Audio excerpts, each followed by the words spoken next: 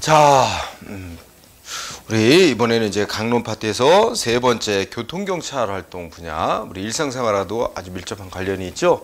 교통경찰 활동 분야는 반드시 나오는데 두 문제가량 나옵니다. 그래서 공부할 분야가 양이 조금 많아요.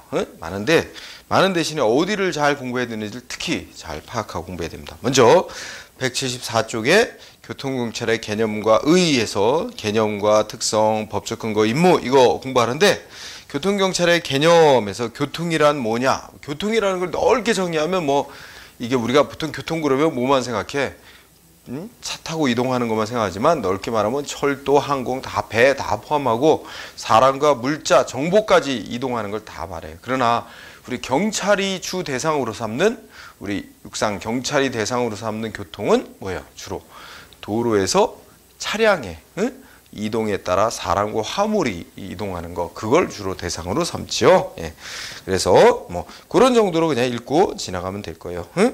그러면 하나 공부할 거 별표하고 교통경찰 활동이 다른 경찰 활동과 비교해서 다른 어떤 특성을 갖고 있는지 요거. 자, 교통경찰 활동은 모든 사람이 대상이 되겠죠. 그것도 부자나 가난한 사람. 저 부자라서 고급차를 타고 다니건 돈이 없어서 보행자가 되건 모든 계층의 사람이 다 관련되겠죠. 모든 계층 사람이 대상이 되고 이 교통경찰 활동은 두 번째 사회생활에 중대한 영향을 미친다. 그죠? 그러니까 우리가 단적으로 어디를 교통을 통제한다 해서 도로를 또 어떻게 내고 거기를 통행을 하게 하느냐 아니냐 이런 것이 사회생활에 중요한 영향을 미치죠. 당연한 얘기고 그 다음에 세 번째 건 보겠어요.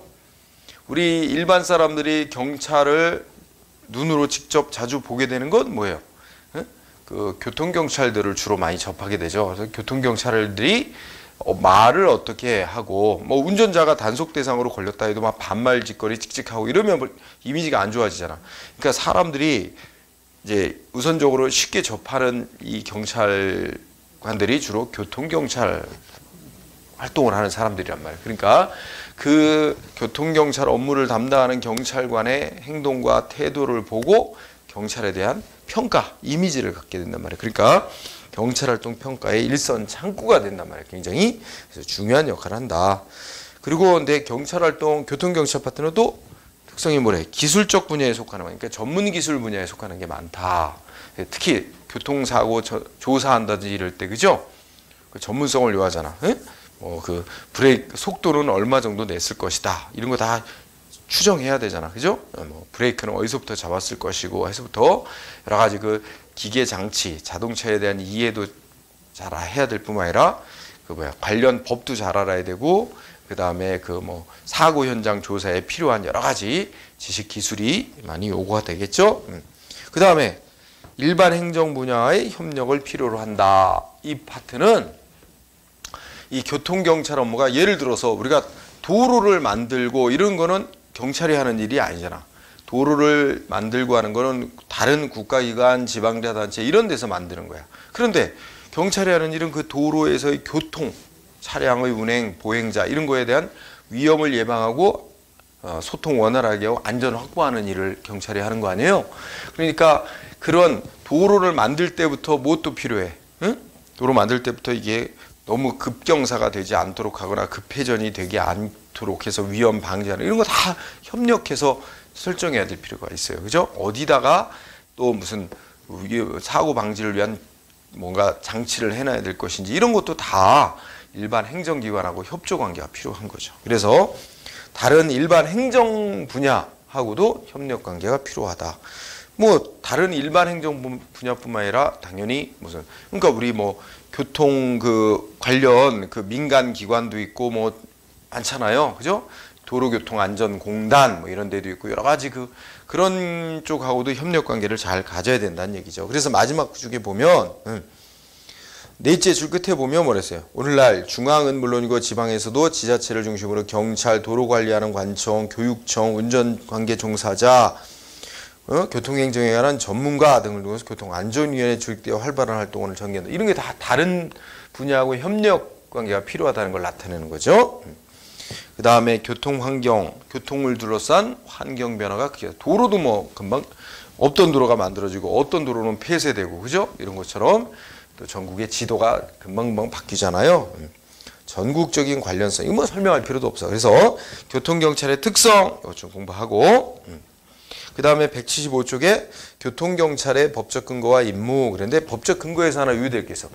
우리 교통경찰이 교통경찰 업무를 할 때 관련되는 법은 기본적으로 경찰의 직무에 관한 기본적인 경찰법, 경찰관 직무집행법이 관련이 되죠. 그리고 도로교통법이 주로 관련됩니다. 도로교통법, 뭐 교통사고 처리 특례법 이런 법을 적용받습니다.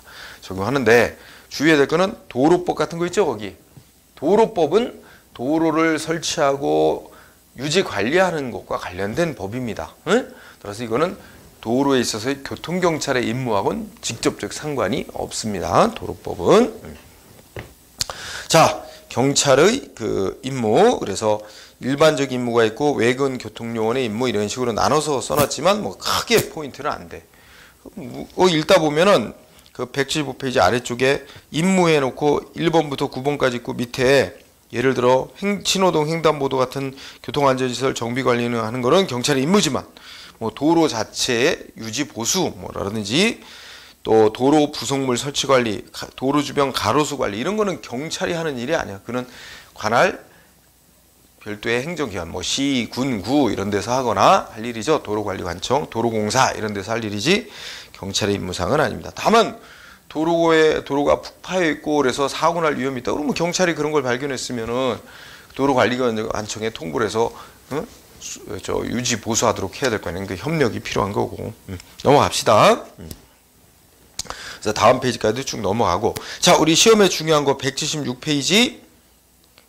도로교통법상의 용어정의 있죠? 아주 중요합니다. 도로교통법상의 용어정의가 가끔씩 나와요. 근데 이 용어정의가 다음 페이지까지 179까지 쭉 용어정의가 있어요. 제2조에 용어정의가 있는데 이제 도로의 정의가 있고요. 자, 뭐 도로의 정의가 있는데 이런 거 잘 안 냅니다. 그러니까 넘어가고요. 그래서 도로교통법에 의한 도로는 이제 도로로 지정된 곳, 도로법이든 유료도로법에 도로로 지정된 곳뿐만 아니라 도로로 지정은 법적으로 이제 도로로 지정은 안 됐더라도 두 번째 줄에 뭐예요? 현실적으로 불특정 다수의 사람, 그 밖에 현실적으로 불특정 다수의 사람이나 차마가 통행할 수 있도록 공개된 장소, 이런 장소를 이제 도로교통법에서는 도로로 정의를 합니다.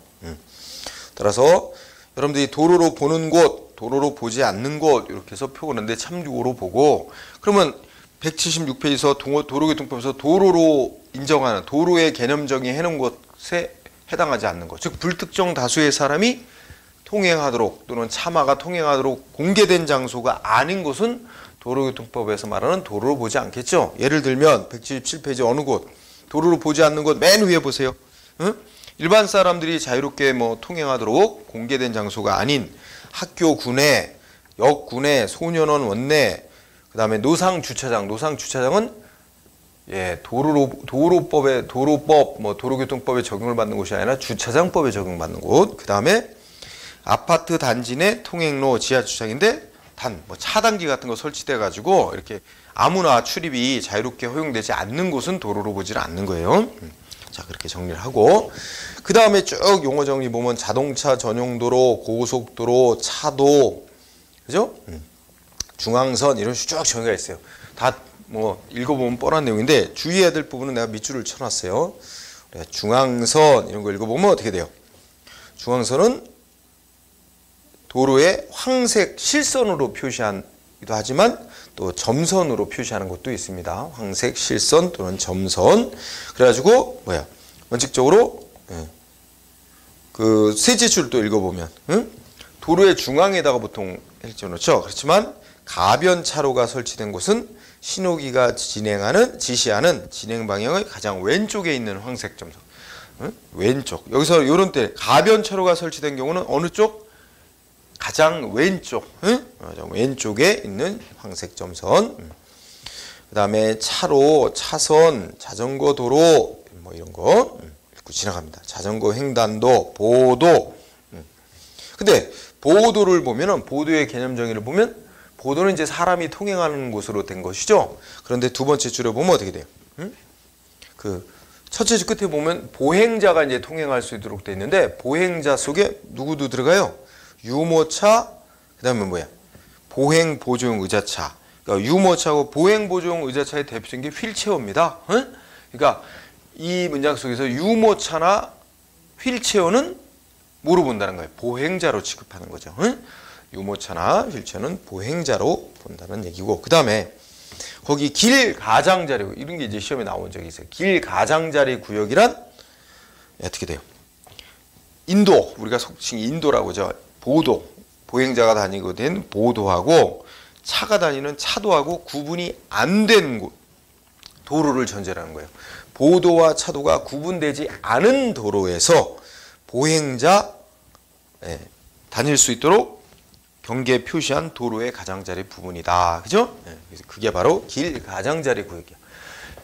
보도와 인도가 구분된 곳은 길 가장자리 구역을 따로 표시할 필요가 없습니다. 그러나 보도와 차도가 구분되지 아니한 도로에서 말하는 거죠. 그 다음에 횡단보도, 교차로, 안전지대, 신호기, 안전표지 이런 거 있습니다. 자, 여기서 좀 유의해야 될 거. 차마의 개념 정의입니다. 차마라고 법에서 용어를 써요. 차마라고 하는 거는 차와 우마를 말해. 우마는 당연히 소와 말을 말하는 거죠. 차와 우마. 우마는 소와 말인데 이제 보통 가축을 말한다고 생각합니다. 차와 우마를 합쳐서 차마라고 합니다. 그러면 차를 보죠. 차란, 차의 정의를 잘 보세요. 차는 자동차, 건설기계, 원동기 장치자. 원동기 장치 자전거가 125cc의 오토바이를 말합니다. 원동기 장치 자전거, 자전거, 사람 또는 가축의 힘이나 그 밖의 동력으로 도로에서 운전되는 것을 차라 그래. 그러면 자전거도 차예요. 응? 자전거도 차야. 응? 차니까 어디로 다녀야 돼? 도로의 우리나라 우측, 도로의 중앙선의 우측으로 다녀야 됩니다. 그러니까 차니까 차도로 다녀야지 보도로 다니면 돼요, 안 돼요? 안 되죠. 자전거도 오토바이도 다 어디로 다녀야 돼? 차니까 차도로 다녀야 되고 차의 우측으로 다녀야 돼요. 응? 만약에 차도에 자전거 전용 도로가 있으면 자전거 전용 도로로 다녀야 되고, 응? 자전거 전용 그 도로 표시가 없으면 차도의 우측으로 다녀야 되고, 응?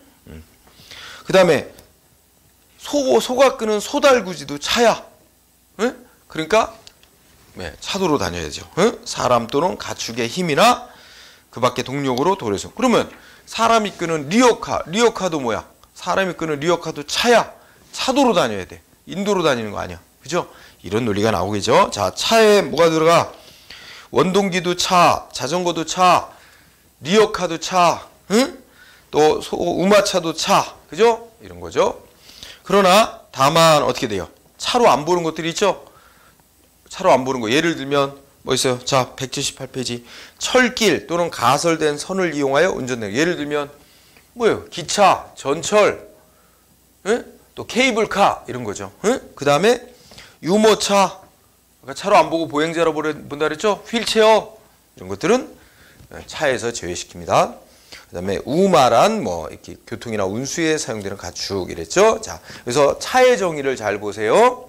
그래서 보행자,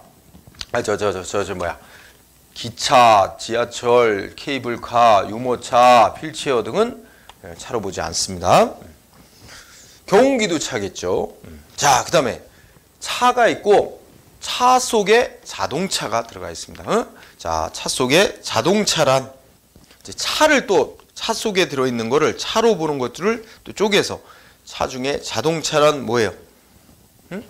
철길이나 가설된 선을 이용하지 않고 원동기, 모터 이용해서 운전되는 차인데 그 밑줄 쳐주세요.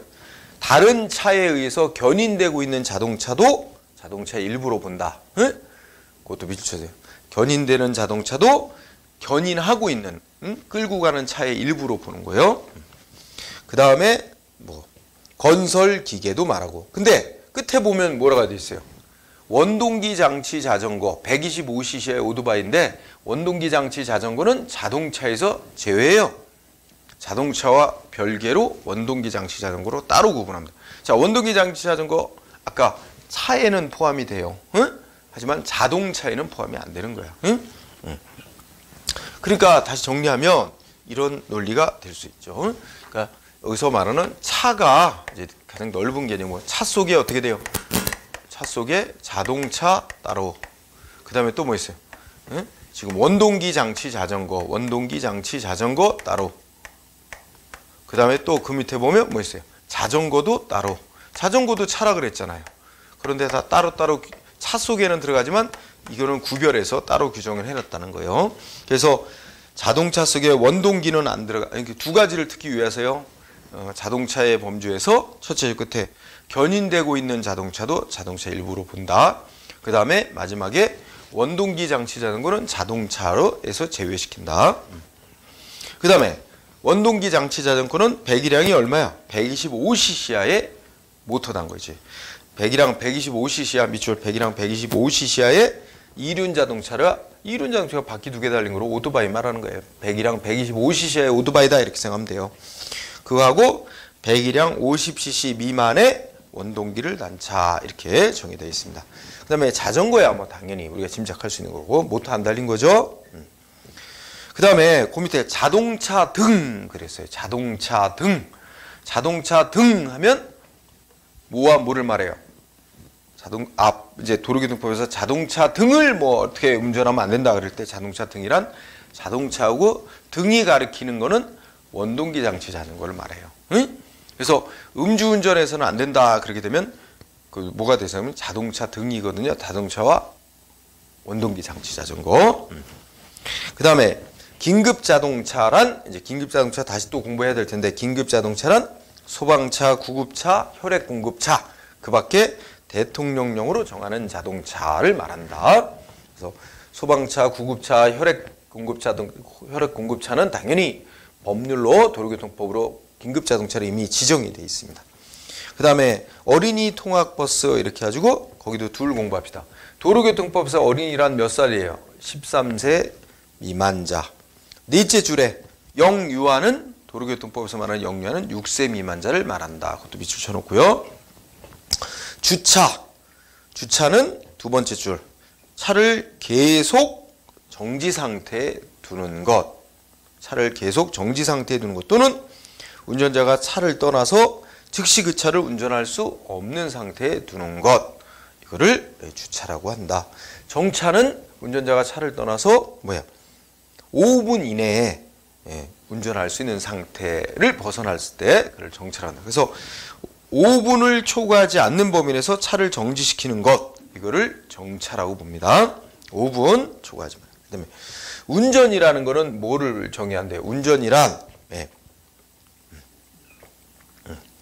도로에서 차와 차말을 본래의 사용 방법에 따라 사용하는 것.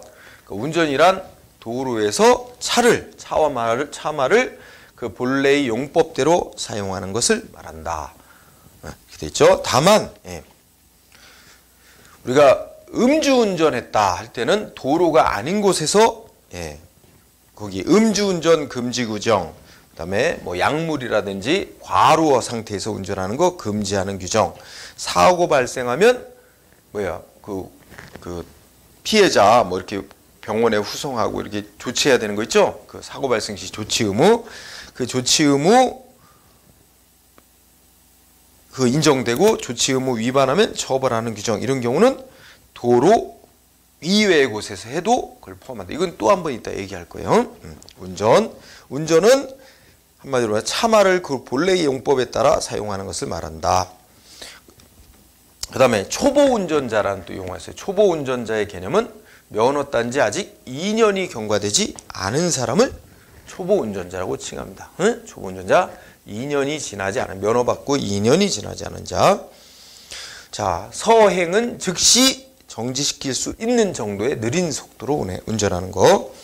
앞지르기 당연히 하는 거. 일시정지. 일시정지는 바퀴를 일시적으로 완전 정지시키는 거. 바퀴를 일시적으로 완전 정지시키는 걸 말하고, 그 다음에 보행자 전용 도로 뭐 별로 설명하고, 자동차 운전학원, 모범 운전자 그랬어요.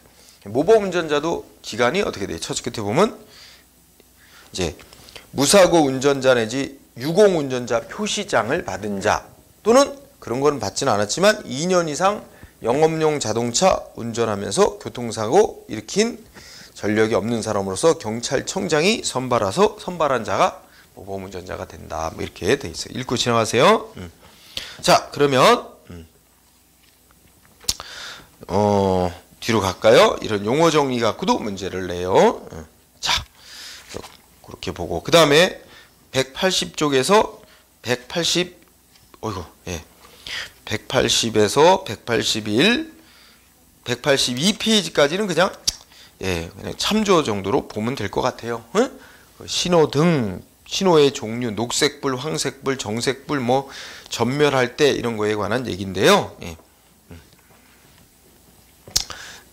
자,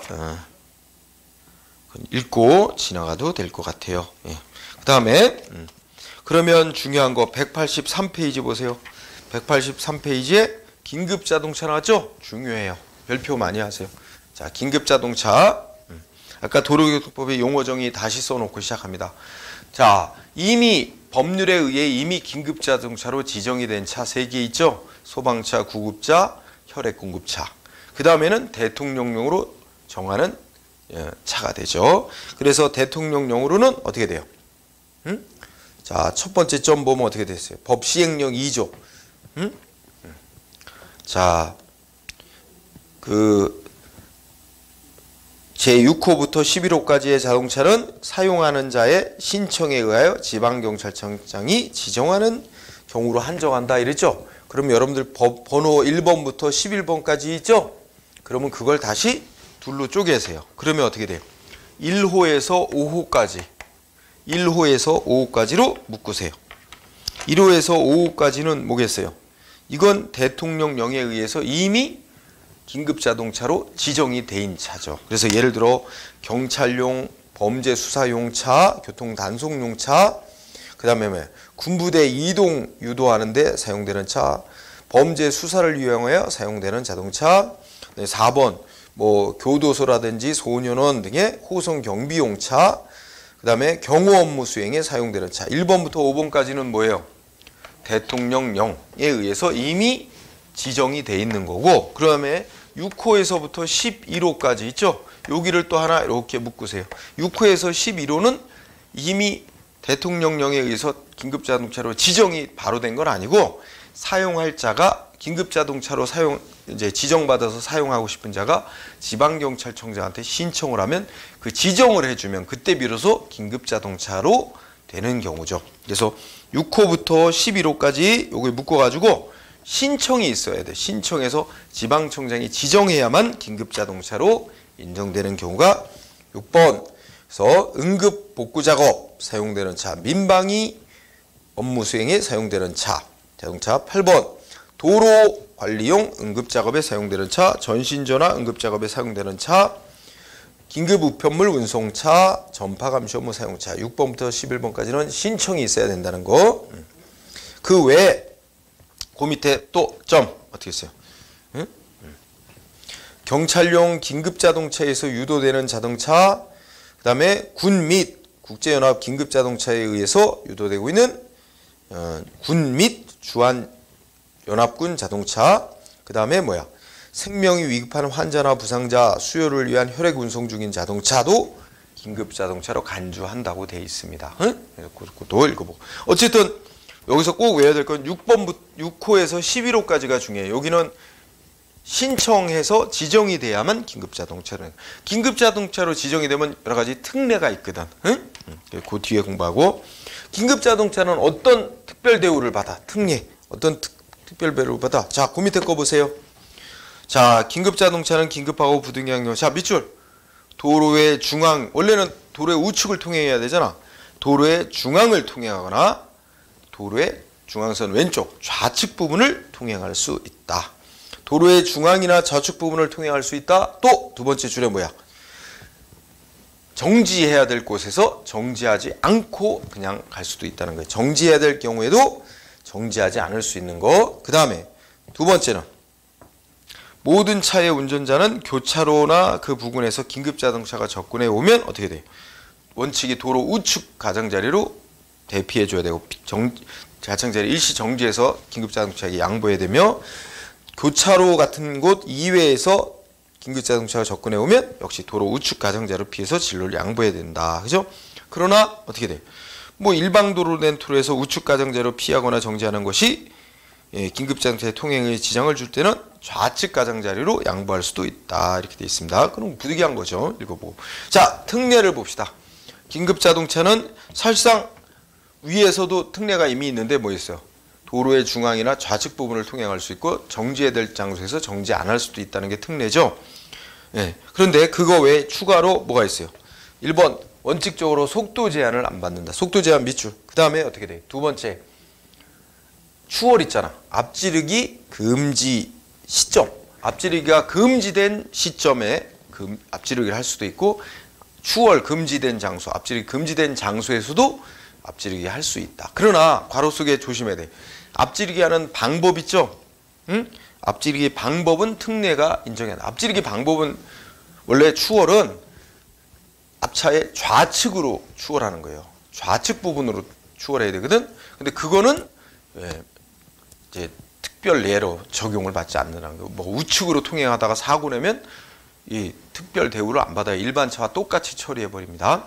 그래서 앞지르기 방법은 특례로 적용되지 않는다. 앞지르기 하는 시기와 장소에 대해서만. 그 다음에 3번 끼어들기 금지. 끼어들기 금지된 장소에서 끼어들기 할 수 있습니다. 그래서 이 특례 잘 공부하고요. 따라서 밑에 백설표 봐.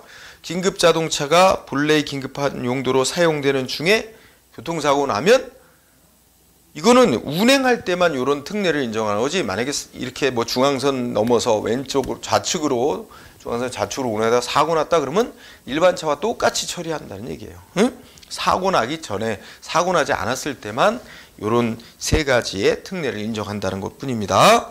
넘어가세요. 그 다음에 긴급자동차로 이제 이미 법으로 법률과 시행령에 의해서 지정이 됐거나 또 뭐예요? 긴급자동차로 신청해가지고 지방청장으로부터 지정된 긴급자동차도 준수해야 될 사항이 있다. 뭐가 있어요? 두 번째 줄, 응? 두 번째 끝에 184페이지 맨 위에 긴급자동차가 갖춰야 될 법적인 구조를 갖춰야 되고 특례를 적용받으려면 어떻게 돼야 돼요? 사이렌을 울리거나 경광등을 켜야 된다. 그죠? 그 다음에 경호 업무 수행에 뭐 사용되는 긴급자동차로 보는 자동차는 전조등, 비상표시 등 켜거나 그 밖의 방법으로 운행되고 있음을 표시해야 된다. 그랬죠? 자, 지정 취소에다 초점을 두세요. 만약에 긴급자동차로 신청해서 지정받은 자가 어떻게 돼요? 1호 어떻게 돼요? 구조에 적합치 아니하다든지 본래의 긴급자동차의 목적에서 벗어나 사용했다든지 고장 등의 사유로 긴급자동차로 사용할 수 없게 된 경우는 지방청장이 지정을 취소할 수 있다. 그리고 지정한 증명서를 회수해야 한다. 이렇게 되어 있습니다. 지정 취소 한번 나온 적이 있습니다. 읽고 지나가세요. 예. 자, 그 다음에는요. 185쪽에 교통경찰의 주요 활동이라는 항목이 나옵니다. 교통경찰의 주요 활동, 교통정리, 뭐 이건 별건 없어요. 읽고 지나가세요.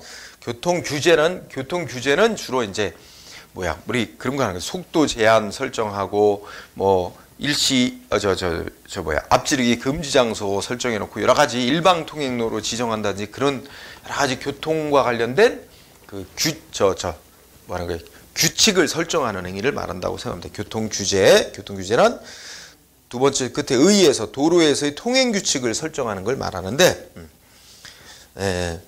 뭐 여러 가지 내용도 읽어보면 속도, 주정차, 일방 통행로 지정, 뭐 좌회전 금지 지정, 뭐 이런 거, 버스 전용 차로 지정 이런 것들이 있죠. 자, 별거는 없습니다. 읽고 지나가세요. 자, 그러면 여기서 이제 시험에 중요한 거, 도로교통법상의 교통규제 가지고 185페이지 아래쪽 있죠? 거기에 신호기등의 설치관리, 설치 및 관리권자. 원래 거기 보시면 특별시장, 광역시장, 도지사, 시장, 군수가 뭐 했어요? 신호기 및 안전표지를 설치 관리하게 되어 있습니다. 그러니까 핵심은 신호기나 안전표지 설치 관리는 원래는 시도지사나 시장, 군수의 권한입니다. 그런데 이게 다음 페이지 보면 경찰에게 이게 다 위임이 됐어요. 권한이 경찰로 대통령령 등에 의해서 다 위임이 됐기 때문에 실제로는 경찰이 신호기 안전표지 설치 관리를 다 합니다. 예, 그렇게 생각하시면 돼요. 그래서 그거 185페이지 각주에다가 써놨죠. 각주 99번. 각주 99번에 뭐라고 써놨어요? 특별시장, 광역시장 등의 이런 교통 신호기 설치 관리권 이런 거는 다 지방청장이나 서장에게 위탁하도록 돼 있어서 실제로 다 경찰이 하고 있다. 이게 현실입니다. 자, 넘어가세요. 그러면 다음 페이지에 중요한 게 있어요. 안전표지 구분이란 거 있죠? 그거 별표. 안전표지 구분에서 이게 5가지 표지가 있어요. 구분이 주의 표지, 주의, 규제, 그 다음에 뭐예요? 지시, 보조, 노면 표시, 주규제 번호. 그래서 주규지 번호. 주의, 규제, 지시, 보조, 노면 표시 있어갖고 요거 가끔씩 시험에 나와요. 자, 주의 표지는 도로상에 위험이 있다고 위험을 알리는 거 이게 주의 표지입니다. 위험. 규제 표지는 뭐예요? 여기 속도 제한한다고 표시를 하거나 그런 거죠. 그래서 각종 제한 금지 등의 규제를 알리는 표지. 속도 제한 표지판을 설치한다든지 일방 통행로라고 지정됐음을 나타내는 표시란 이런 거죠. 그다음에 지시 표지는 뭐예요? 필요한 지시를 할 때, 그죠? 교통안전에서 필요한 지시를 하는 경우. 그다음에 보조 표지는 뭐래요? 앞에서 말한 주의 규제, 지시 표지 등의 주 기능을 보충하기 위해서 보충적으로 보조하는 차원에서 알리는 거죠. 노면 표시는 길바닥에다가 도로 바닥에 알리는 표지다. 그래서 뭐 이거 구분하라고 나올 때 뭐 대충 보면은 밑줄 친 거 생각하면 이거 구분할 수 있을 거예요. 이거 5가지 이거 체크하고 안전표지 구분. 그 다음에 거기에 신호 또는 그 밑에 거 보세요. 신호나 지시에 따른 의무 제 5조 있죠. 5조 관련해서 하나 체크할 게 있어요. 여기 보면 동그라미 1번 읽어보세요. 도로를 통행하는 보행자, 운전자는 신호 지시 따라야 되는데 이 누가 신호 지시하는 거 따라야 돼요? 당연히 경찰 공무원의 신호 지시에 따라야 되죠. 그런데 그 외에도 누구를 따라야 돼요? 1번 경찰 공무원 따라야 되죠. 그 다음에 2번 보조하는 사람, 경찰 공무원 보조하는 자의 신호나 지시에도 따라야 됩니다. 그러면 2번에 누구예요? 모범 운전자, 그 다음에 헌병. 모범 운전자나 헌병도 신호나 지시하는 거에 따라야 될 의무가 있습니다. 이거 위반하면 신호 지시 위반이 되죠. 처벌되죠. 그러나 이 경찰 공무원을 보조하는 자로 안 보는 자, 거기에 녹색 어머니의 회원 학교마다 있어요. 애들 학부모로 구성된 녹색 어머니의 회원, 무슨 청소년 교통경찰대, 그죠? 그다음에 해병 전후 회원 등 이런 자들은 경찰 공무원 보조하는 자에 포함되지 않습니다. 그러니까 보조하는 자에 포함되지 않으니까 이런 사람들의 신호나 지시에는 따르지 않아도 신호 지시 의무 위반으로 처벌 대상이 되는 건 아니에요. 따라서 뭘 강조하자는 거야? 신호나 지시에 따라야 되는 의무, 이제 인정되는 자는 누구예요? 경찰 공무원, 그 다음에 경찰 공무원 보조하는 의경, 당연히 의경, 그 다음 여기 나와 있는 모범 운전자, 경찰로부터 지정받은 모범 운전자, 그 다음에 헌병, 따라야 되죠. 그러나 그래서 그거 구분하라는 얘기입니다. 자, 그 다음에 통행 금지 제한. 원칙적으로 통행 금지 제한은 도로에서의 통행 금지나 제한 조치는 거의 대부분 지방경찰청장이 할 수 있게 돼 있습니다. 대부분의 도로는. 다만 고속도로의 경우는 경찰청장이 합니다. 고속도로. 그래서 고속도로만은 이제 경찰청장이 하고. 자, 그러면 서장은 또 뭐 한대? 서장도 비슷합니다. 그 지나가고. 경찰 공무원도 단속 경찰 공무원도 그 근무하는 그 지점에서 차마의 통행을 일시 금지 제한할 수 있죠. 읽고 지나가도 돼. 통행 금지 제한. 자, 187쪽에서 쌍가로 3번 보행자의 통행 방법이라고 있습니다. 자, 보행자의 통행 방법의 제8조 공부합니다. 우리 보행자는 어느 쪽으로 가야 돼요? 인도, 보도하고 차도가 구분된 도로라면 당연히 보도로 다녀야 되죠. 언제나 보도로 통행. 그다음에 두 번째 밑줄 친 거. 보도와 차도가 구분되지 아니한 도로에서는 길 가장자리 구용으로 다녀야 돼. 우측으로 통행해야 된다. 당연한 얘기죠. 그다음에 행렬 등의 통행도 보죠. 도로를 일정한 사람들이 이제 무리를 지어서 행렬로 지나갈 때 행렬은 셋째 줄 어떻게 했어요? 예외가 인정돼. 차도로 통행할 수도 있다. 그죠? 차도로 통행하되 차가 가는 방향과 마찬가지로 차도의 우측으로 통행해야 된다. 예외적으로 시가 행진 같은 경우는 도로의 중앙을 통행할 수도 있다. 행렬 등의 통행 공부하고요. 그 다음에 도로 횡단과 관련해서 여러분들 거기서 횡단보도 설치 권한자는 누구예요? 횡단보도 설치 권한자는 지방청장입니다. 응? 횡단보도 설치권자는 지방경찰청장. 그 다음에 어떻게 돼요? 뭐 다른 것들은 별거는 없네요. 대신에 밑에 187페이지의 맨 아래 각주 100번 아까 한 거 다시 좀 반복합시다. 보행자는 도로를 통행하는 사람인데 아까도 공부했듯이 법이 유모차, 휠체어 이거는 보행자로 이미 포함을 해서 규정해놨죠. 유모차, 신체장애인 의저차, 그러니까 휠체어. 그 다음에 법은 명시 안 해놨지만 애들 세발 자전거 있죠. 애들 세발 자전거죠. 자전거로 보행자로 취급한다고 해석을 합니다. 그래서 세발 자전거 보행자 포함. 그러나 어떻게 돼요? 그 두 번째 줄 보세요. 손수레 그러니까 리어카나 자전거를 끌고 갈 때는 그 자전거와 사람을 일체로 봐서 보행자로 봅니다. 그러나 손수레를 타고 가거나 자전거를 타고 갈 때는 어떻게 돼요? 이건 차로 봐요. 차로 봐서 그러면 인도로 보도로 통행하면 되고 차도로 가야 되죠. 따라서 손수레나 자전거를 타고 도로를 횡단하는 사람은 보행자로 보지 않고 차로 보게 됩니다. 자, 그렇기 때문에 여러분들 잘 말하세요. 우리가 일상생활에서 자전거를 타고 인도로 막 달리죠? 이거 다 법 위반이에요. 현실적으로 너무 많이 벌어지니까 그걸 단속을 안 하는 것 뿐이지. 오토바이 인도로 달리는 건 단속하죠? 응? 자전거는 별로 그냥 법적으로는 법 위반인데 그냥 놔두는 거예요. 현실적으로. 응? 방치하는 거죠. 그러나 만약에 사고 나면 어떻게 돼요? 자전거로 인도를 달리다가 사람 부딪혀 사고 나 그러면 자전거에게 더 큰 책임이 있는 겁니다. 따라서 자전거를 타고 횡단보도를 이렇게 끌고 가면 보행자가 되니까 횡단보도 건너가도 되는데 자전거를 탄 채로 횡단보도로 건너가면 이거 법 위반이에요. 어떻게 차가 자전거를 타면 차인데 차가 횡단보도를 통행할 수 있어? 안 되죠. 그러니까 우리 일상생활에서 자전거를 끌고서 횡단보도를 건너갈 때는 문제가 안 되는데 자전거를 타고 횡단보도를 건너가다가 사람 부딪혔다. 횡단보도. 그러면 이거 엄청난 사고가 되는 거예요. 차에 의한 차가 횡단보도에서 사람을 친게 되고 이 자전거 운전자에게 어마어마한 책임이 돌아가게 됩니다. 그래서 판례도 나왔죠. 그래서 셋째 줄 읽어보시면 손수레가 도로교통법상 사람의 의무에 도로에서 운전되는 것으로서 차에 해당되고 끌고 가는 행위를 운전행위로 볼 수 있다 하더라도 손수레를 끌고 가는 사람이 횡단보도를 통행할 때는 걸어서 횡단보도를 통행하는 일반인과 마찬가지로 보행자로서 보호받아야 된다. 따라서 끌고 횡단하는 보도를 건너가는 사람은 보행자로 인정한다. 그죠?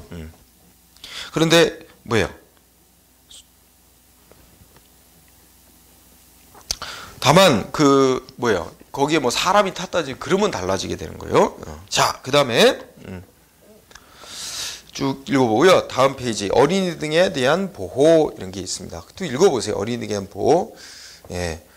어린이 등에 대한 보호 그냥 같이 읽어볼까요? 어린이 보호자는 교통이 빈번한데 또 어린이 놀게 하면 안 되며 영유아의 보호자는 또 영유아가 혼자 보행하게 하면 안 된다. 그 다음에 맹인 같은 사람 있죠? 앞을 보지 못하는 사람 보호자는 도로 보행할 때 흰색 지팡이를 갖고 다니게 하거나 장애인 보조견을 동반하도록 해야 된다. 그 다음에 또 어린이 보호자는 도로에서 어린이가 자전거 타거나 우리 킥보드 같은 거 이런 거 탈 때는 인명보호장구 착용하도록 해야 된다. 이런 게 있습니다. 참고로 읽고 지나가세요. 그 다음에 어린이 보호구역 지정 및 관리. 거기에서는 중요한 거 어린이 보호구역은 시속 몇 킬로로 제한이 됐어요. 어린이 보호구역은 어린이를 보호하기 위해서 뭐 학교 정문 이게 이제 반경 뭐 몇 킬로 이내 이렇게 해가지고 지정을 해서 거기서 속도 제한, 주정차 제한 뭐 이런 거 하고 그 위반하면 범칙금이나 과태료를 거의 2배, 일반 장소에서 위반보다 거의 2배 수준으로 부과할 수 있도록 따로 규정이 되어 있습니다. 그래서 어린이 보호구역 지정 및 관리의 특히 마지막 부분 속도 30km 이내로 제한이 되어 있다는 거예요. 시속 30km 이내 그거 미치세요 어린이. 그리고 어린이 보호구역 지정이 됐다가 이게 이제 확대돼서 노인, 장애인 시설 있는 곳 있죠. 노인 시설이나 그러면 노인이나 장애인 보호구역도 지정을 하고 거기 또 보호합니다. 이거 길 가다 볼 수 있어요. 역시 속도 제한 30km고요. 이렇게 보시면 돼요. 예. 그 다음에 189쪽에 차마의 통행 방법 이렇게 되어 있습니다. 자, 넘어가세요. 차마의 통행 이런 것도 다 좀 넘어가고. 예.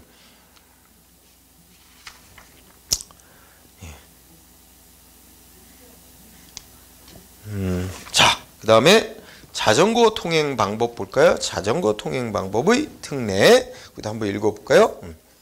자, 자전거 운전자는 자전거 도로가 따로 지정되어 있으면 그쪽으로 통행해야 되고, 운전자는 자전거 도로가 설치되지 않은 곳에서는 어디로 다녀야 돼요? 차도로 다녀야지. 차도의 가장 우측 부분으로 붙어서 그쪽으로 붙어서 통행해야 된다. 그죠? 또 만약에 인도와 보도가 구분이 안 된 곳이라면 길 가장자리 구역으로 통행할 수 있다. 그죠? 그 다음에 네, 뭐 그런 게 쭉 있죠. 그 다음에 맨 마지막에 두 줄을 보세요.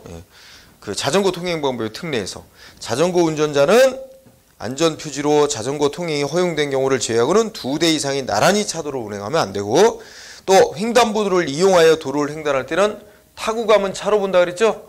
그러니까 내려서 끌고 가야 된다는 얘기입니다. 그래야만 보행자로 지급이 되고 적법이 돼요.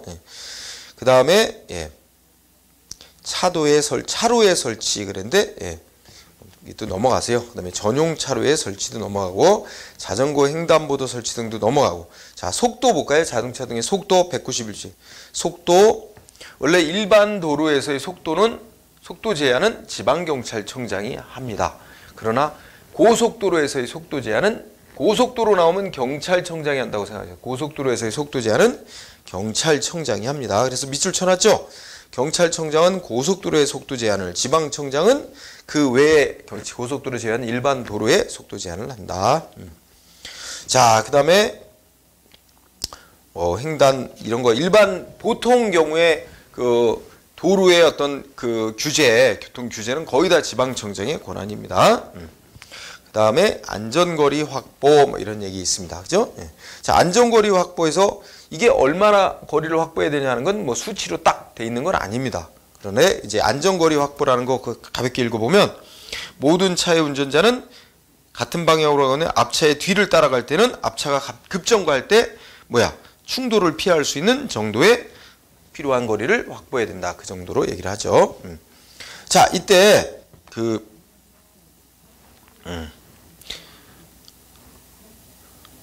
밑에 이제 그 표 안에 공주거리, 제동거리, 뭐 정지거리, 안전거리 이런 말이 있어요. 이거 한번 그냥 시험에 꼭 나온다고 할 건 아닌데 생각을 해보면, 그 안전거리라는 건 이 네 가지를 모두 합친 거리를 말해요. 보통 말할 때. 자, 먼저 공주거리는 어떻게 돼요?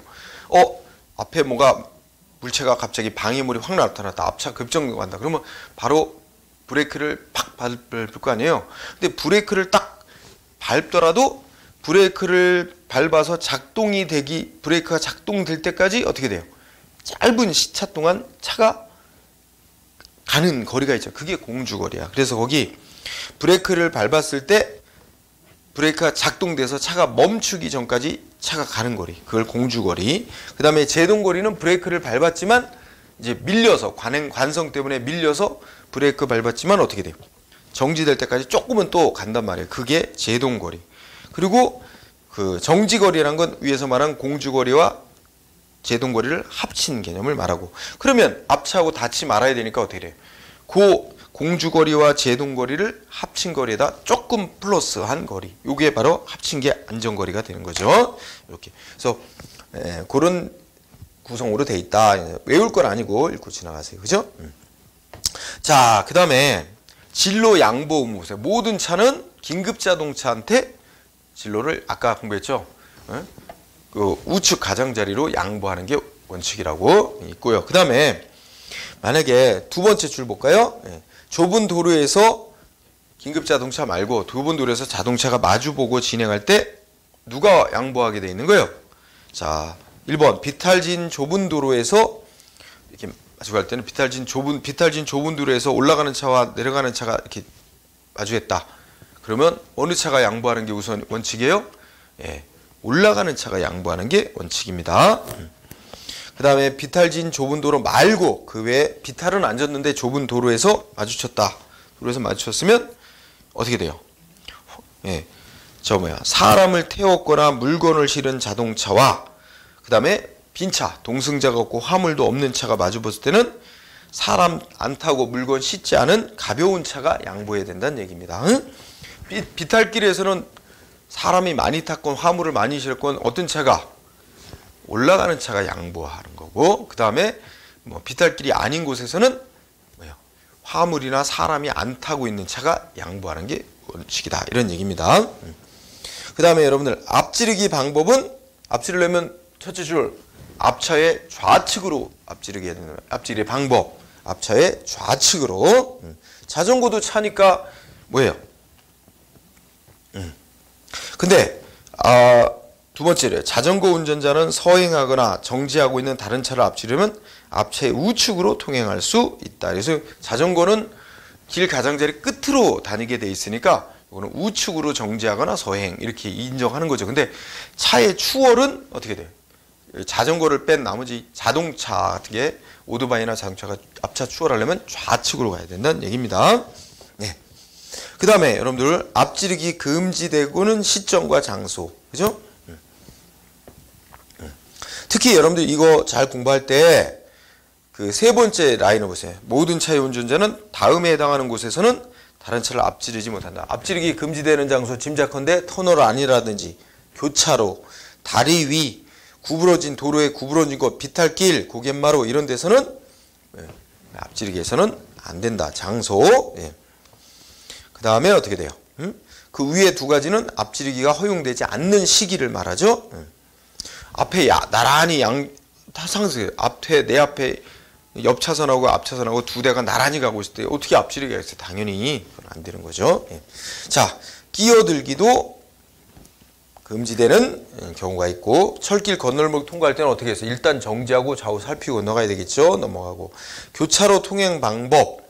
자, 교차로 통행 방법 밑줄 친 거 읽어보세요. 모든 차의 운전자는 교차로에서 우회전할 때는 미리 우측의 가장자리를 서행하면서 우회전해야 된다. 그죠?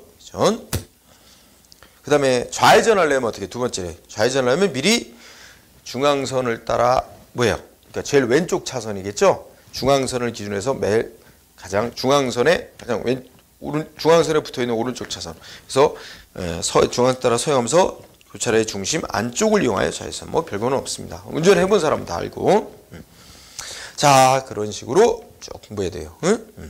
그 다음에 우리 일상생활하고 관계있네요. 194페이지 교통정리가 없는 교차로에서 양보운전. 교통정리가 없는 교차로.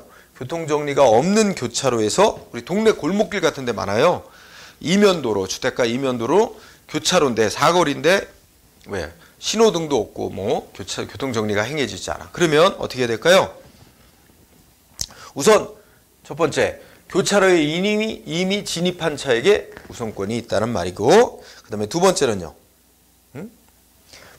교차로 중에 폭이 넓은 도로에서 나오는 차에게 우선권이 있다는 얘기입니다. 그 다음에 어떻게 돼요?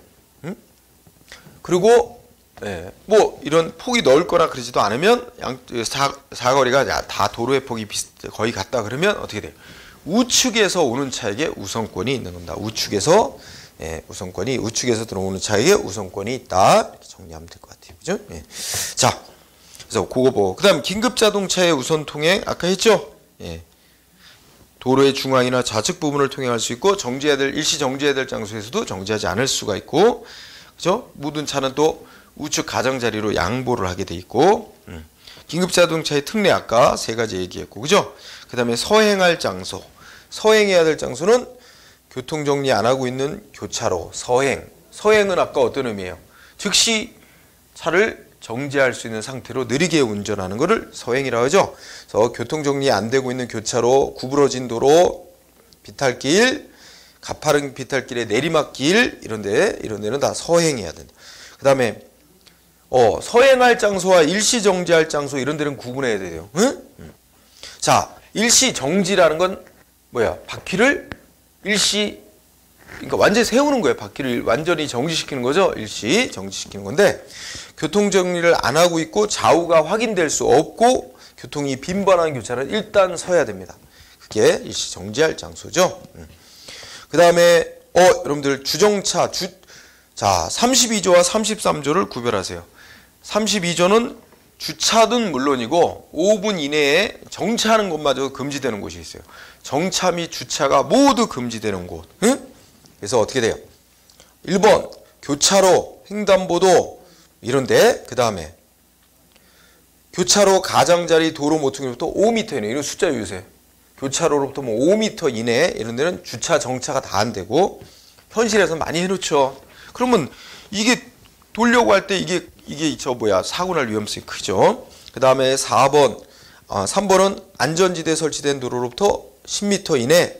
4번 버스 정류장 등으로부터 10m 이내. 건널목, 가장자리 내지 횡단보도로부터 10m 이내 이런 데는 주차 및 정차가 모두 금지됩니다. 그러나 밑에 33조는 주차만 금지되는 곳이죠. 그러니까 5분 이내에 잠시 정차는 허용이 되는 곳이죠. 주차만 금지되는 건 터널 안, 다리 위, 화재 경보기로부터 3m 이내, 소방기구로부터 5m 이내, 화재 경보기는 3m고 다른 소방기구로부터는 5m 이내. 예, 이거 구분해서 외워두세요. 응? 주차만 금지되는 곳, 그 숫자하고 잘 이거 외워야 됩니다. 응? 자, 그 다음에 다음 페이지로 좀 넘어가세요. 넘어가면, 뭐 주정차 금지하는 장소 내 주차 위반에 대한 조치, 뭐 이런 거 넘어가세요. 차의 등화, 차의 신호, 차의 신호 보면 우리가 좌회전, 우회전 뭐 이런 거 하면 다 깜빡이 켜야 된다는 얘기입니다. 그런 얘기죠. 그 다음에 승차 적재 방법 제한 197페이지 봅시다. 승차 또는 적재 방법과 제한 규정을 보면, 자, 우리 차에는 다 승차 인원 제한 규정이 있죠. 7인승, 9인승 이렇게 있잖아요. 그러면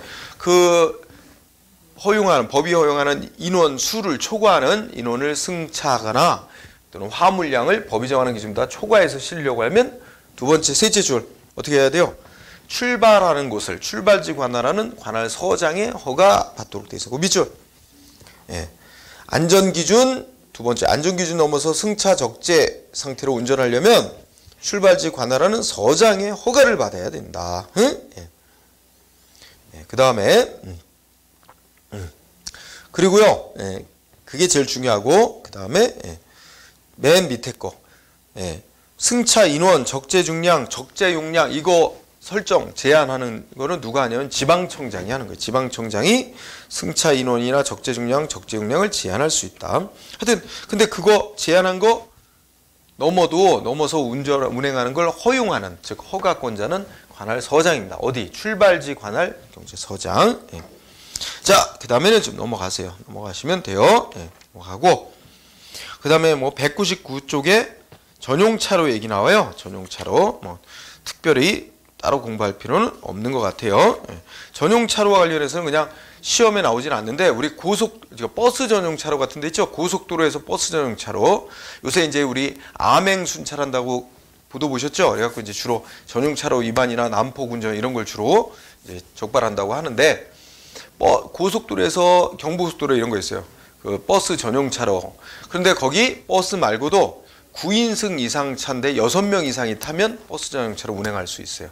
규정이 9인승 이상의 승용차나 승합차, 9인승 이상으로서 6명 이상이 탔을 때는 버스 전용차로 달릴 수 있는데, 근데 실제 보면 썬팅 많이 하고 6명 이상 안 타고 운전자 혼자 타고 가는데도 거의 전용차로 달린단 말이에요. 사실 단속이 쉽지는 않습니다. 그런 거 좀 막아야 되는데 쉽지 않아요.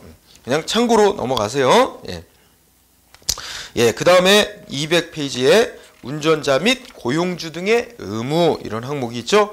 자, 여기부터는 예, 좀 쉬었다가 두 번째 시간에 우리 교통경찰 활동 마무리를 또 짓도록 하겠습니다. 자, 잠시 쉬었다 할까요? 예.